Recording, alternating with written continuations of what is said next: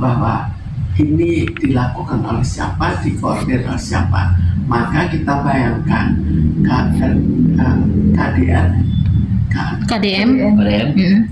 KDM dianggap bertanggung jawab kan, dan juga orang yang nggak ngerti apa-apa, jadi tetap dia dengan suatu ilmu atau mendatangkan ahli-ahli.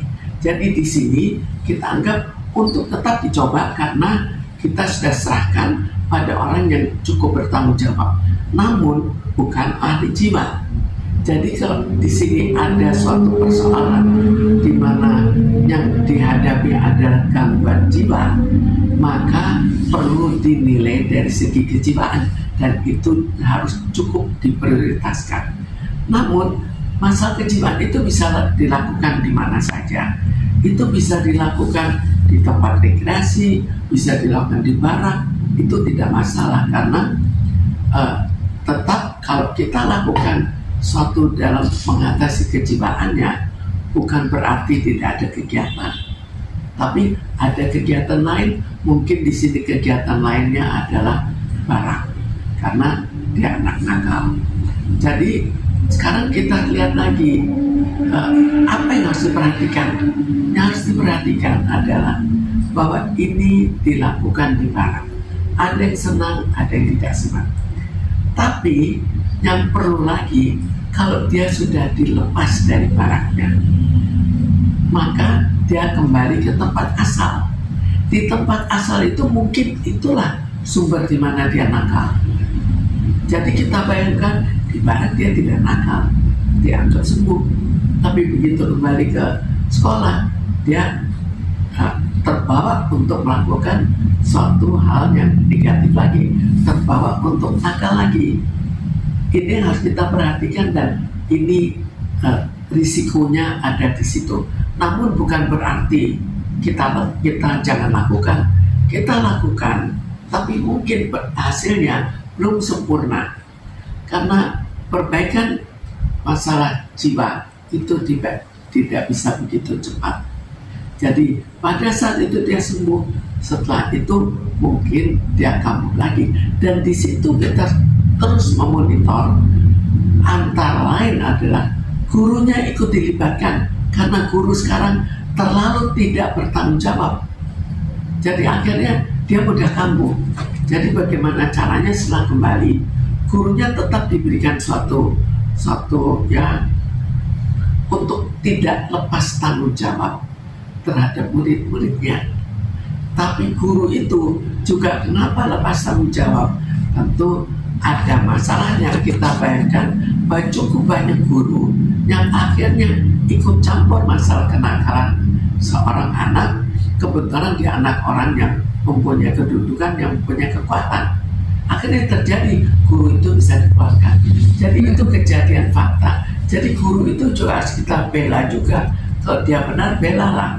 Jangan guru itu akhirnya bisa dikeluarkan dan akhirnya tidak ada tanggung jawab sehingga anak-anak itu mudah kambuh karena diberikan keleluasaan yang berlebih tanpa adanya suatu penasehat, tanpa ada nasihat, tanpa adanya yang monitor. Artinya, tapi anak-anak ini nakal pengaruh dari orang tua yang sering memanjakan juga nggak sih Bu? Karena kan kalau dibilang guru tidak berani ambil sikap tegas, serba salah Bu kondisi saat ini ya Bu, karena baru diomelin sudah ngelapor ke orang tua, guru yang disalahkan, baru dijewer. Beda dengan zaman dulu yang anak itu disabet penggaris tidak ada masalah gitu Bu.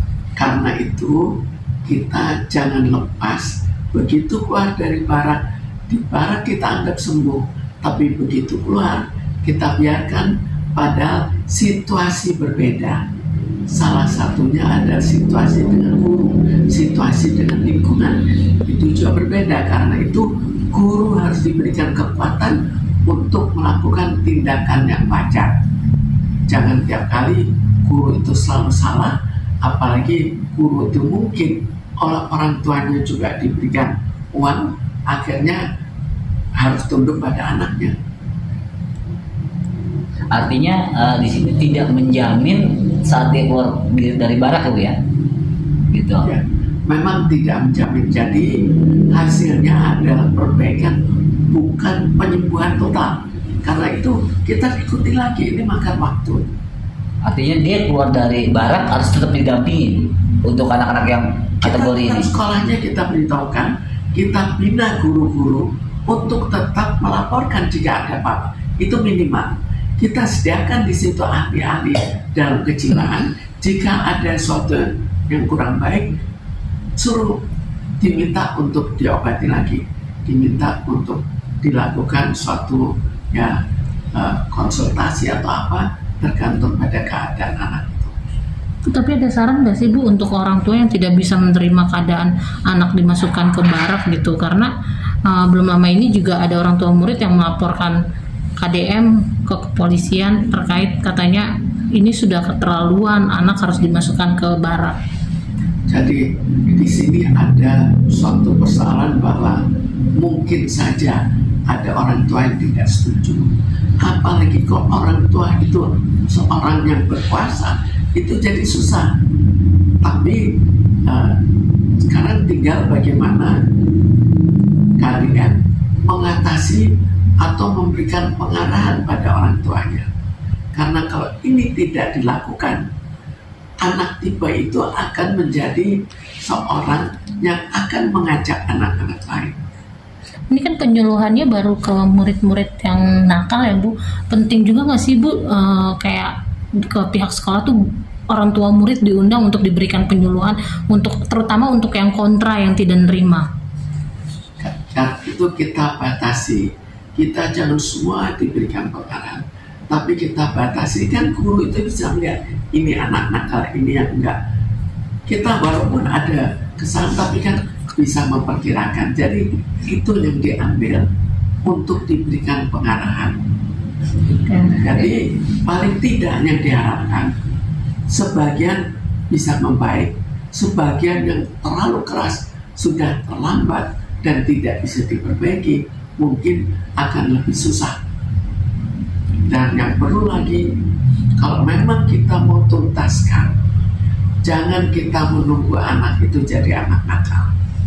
Tapi waktu dia masih kecil, begitu ada kesulitan, begitu ada problem kejiwaan, di situ sudah mulai diatasi. Itu lebih gampang dan lebih murah dan lebih mungkin berhasil. Bu,